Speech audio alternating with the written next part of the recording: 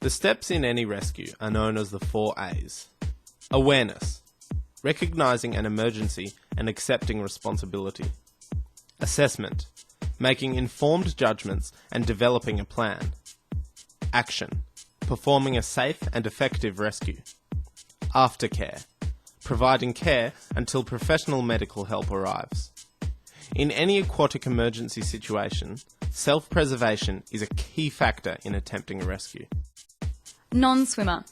A non-swimmer may use desperate grabbing and climbing arm and leg action. They will be vertical in the water and will not necessarily be facing the shore. Their only concern is their next breath. They seldom wave or call for help and may not respond to instructions. Generally, they will cease to panic when their face is clear of the water. Quickly attempting a rescue is important, as a non-swimmer may soon become an unconscious person. Weak swimmer. A weak swimmer could be using legs and arms for support. Their head may submerge from time to time. Their body position is at an angle to the surface, facing the shoreline. They may act on clear instructions and may be able to float on their backs and kick. Injured person. An injured person may be in an awkward position in the water. This is caused by grasping the injured limb or area. The injury may or may not affect their ability to stay afloat. Look for expressions of pain.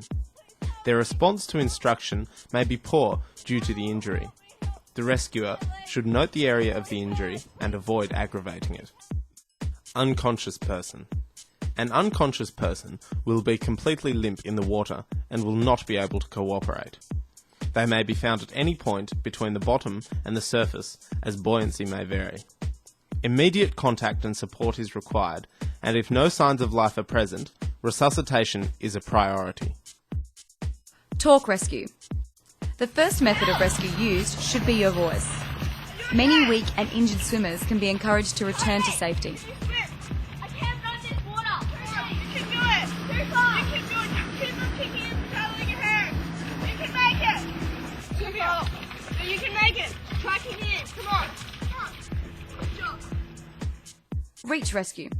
A reach rescue is a quick, effective and safe form of rescue. Help me, help!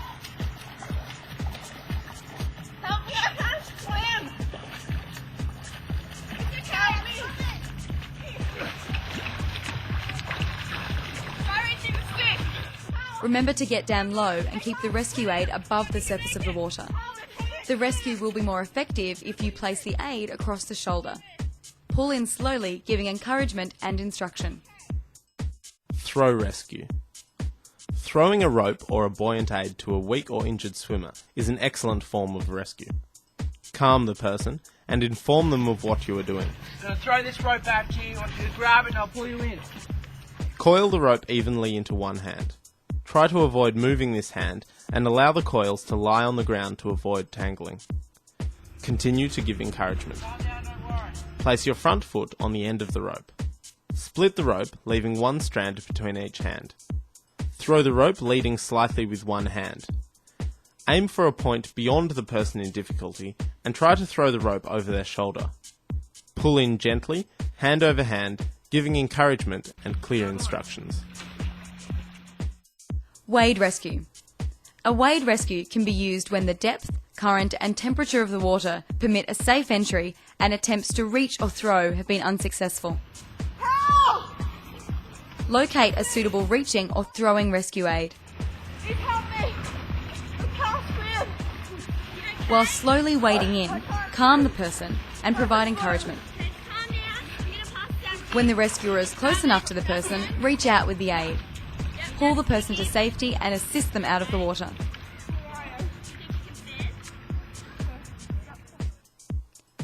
Assisted walkout exit. An assisted walkout is used when the casualty is exhausted and requires assistance. Slide your head under the person's armpit. Hold the wrist of the person's arm which is around your neck and put one arm around the person's waist. Walk beside the person providing support. Row rescue. Using watercraft can be an effective and safe technique of rescue. The rescuer remains clear of the water and can quickly reach the person in difficulty. Provide encouragement and secure the person quickly and safely. Grab onto the back of the boat and I'll tow you in. This form of rescue should only be undertaken by those experienced and licensed to use the particular watercraft available. Approach, defensive position, and reverse. To start any swimming rescue, the rescuer must use an appropriate entry for the environment. Approach whilst observing the person in difficulty.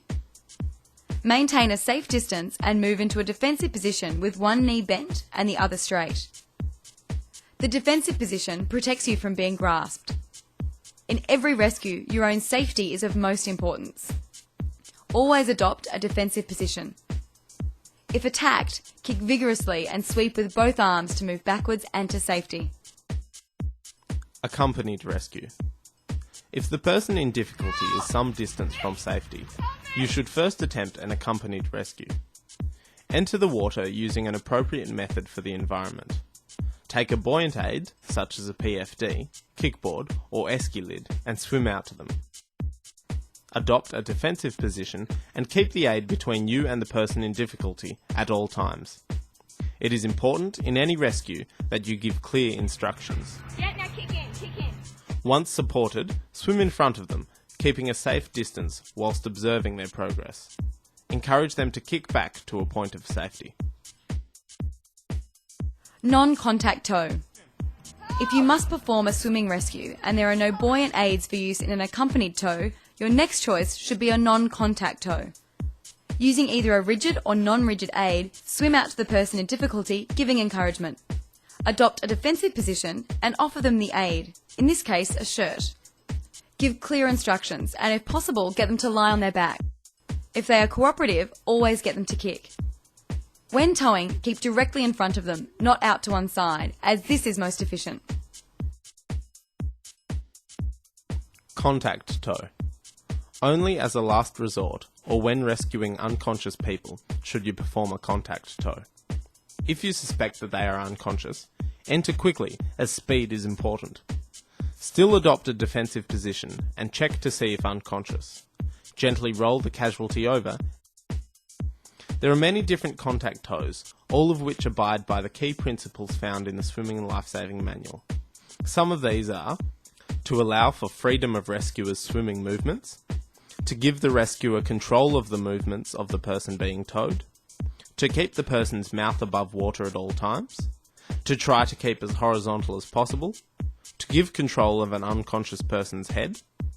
If the person being rescued is conscious, you should use a contact tow, such as the wrist tow. Remember to grab hold of the back of the wrist in case they struggle. Team search pattern. The basis of any search pattern is knowing that every area has been searched. To achieve this, you must first face the bank, perform a feet first dive, and check the bottom about 1 metre from the edge, and then surface. Having surfaced, turn and perform a head first dive and check the bottom for about 2 metres. Surface and back up about 1 metre, and perform a head first dive again and check a further 2 metres. Notice that by doing this you are overlapping. Even your hands should overlap when checking the bottom. The success of a team search is dependent on having a team leader who can give clear instructions and keep the team together. The team should perform the same pattern as for an individual, making sure they maintain a line. They should swim close enough so that their hands overlap. Recovery of a submerged person. When recovering a submerged person, speed is always of importance. On reaching the person, hold them under the arms and bring them to the surface. To support them in deep water, use a strong leg action and maintain head tilt with a pistol grip. Rescue breathing in water. As a general principle, an unconscious person should be removed from the water as quickly as possible to commence CPR immediately. If you are unable to remove an unconscious person from the water, you will need to commence rescue breathing as early as possible. Allowing the person's body to drop vertically will assist in maintaining an open airway. Mouth to nose is the most effective method in water as it is easier to get a seal. With one hand on the edge and your legs astride the unconscious person, support the neck over your arm. Always look, listen and feel, even in the water. Vice grip. To apply a vice grip, place one arm along the backbone and support the head and the other arm along the middle of the chest and support the chin. Squeeze and turn with your elbows. Do not lift the person out of the water.